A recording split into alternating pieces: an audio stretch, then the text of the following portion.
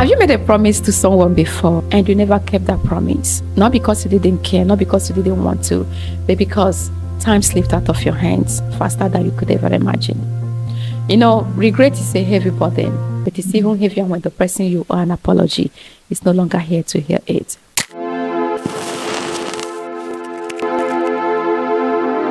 Today's episode, it's very, very emotional. It is very, very touching because it's about a man who is apologizing to his late mom. A man who learned too late that there is no nice time when it comes to love.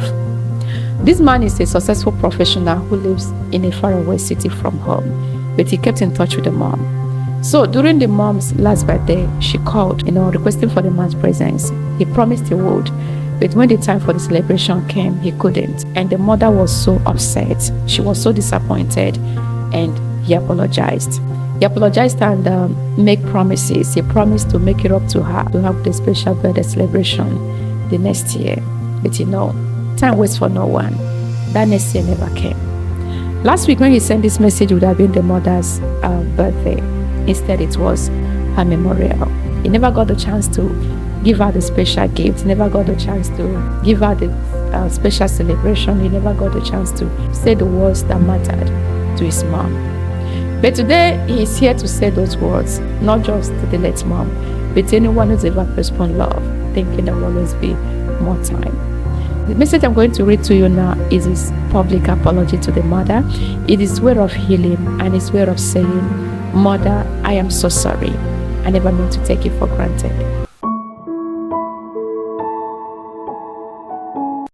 Mama, I know you can't hear me, but I need to say this anyway. I am deeply sorry. I am sorry for the birthday I missed, for the phone calls I declined, for the promise I made but never kept. I told you next year, Mama, I'll make it special next year, but I didn't know next year wouldn't come for you. You called me full of excitement, telling me everyone was coming. You wanted me there, needed me there, but I was too busy, too distracted, and I brushed it off thinking she'll be fine. She always understands. But Mama, I should have been there. And now all I have left is a gift I never got to give you. A celebration I planned too late and a phone number I still dial, knowing no one will pick up. I don't know if this message will reach you wherever you are, but I need to say it anyway. I am sorry. I was wrong, and I hope somehow you forgive me.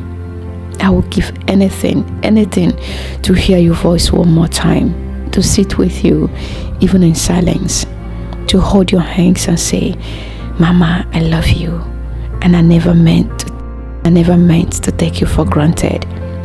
I hope you knew that. I hope deep down you always knew. If you can't hear me, Mother, if you're watching over me, please, Mama, send me a sign that you've forgiven me. And if ever I get to see you again, I promise I won't miss it. I won't put it off. I won't let the moment pass. I love you and I miss you so much. It's Toby. I shout it to the wind. I cry it to the horizon, to the universe. I love you, Mother. My heart aches each day I wake up to remember that you are no longer here, to remember that you were angry with me until you passed. Forgive me, Mother. Forgive me, precious Mother. Mr. Tunde, if your mother could hear you, I believe she wants you to let go of the guilt, to carry her memory with love instead of regret. This story, it's a reminder of something we all do. We always assume there will always be more time. We postpone moments.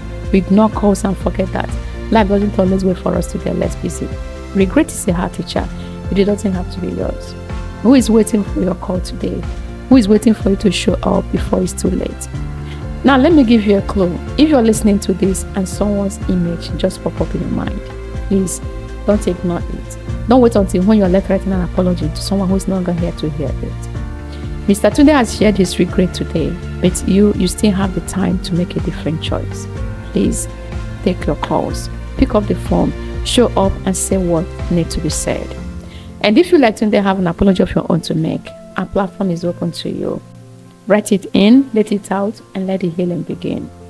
This has been iApologize on Testify with Vicky, a place where we speak the words that should have been said when it mattered most. If the story touched you, please share it, comment. Also follow us on Facebook and Twitter to read more. We have the full blog post available there.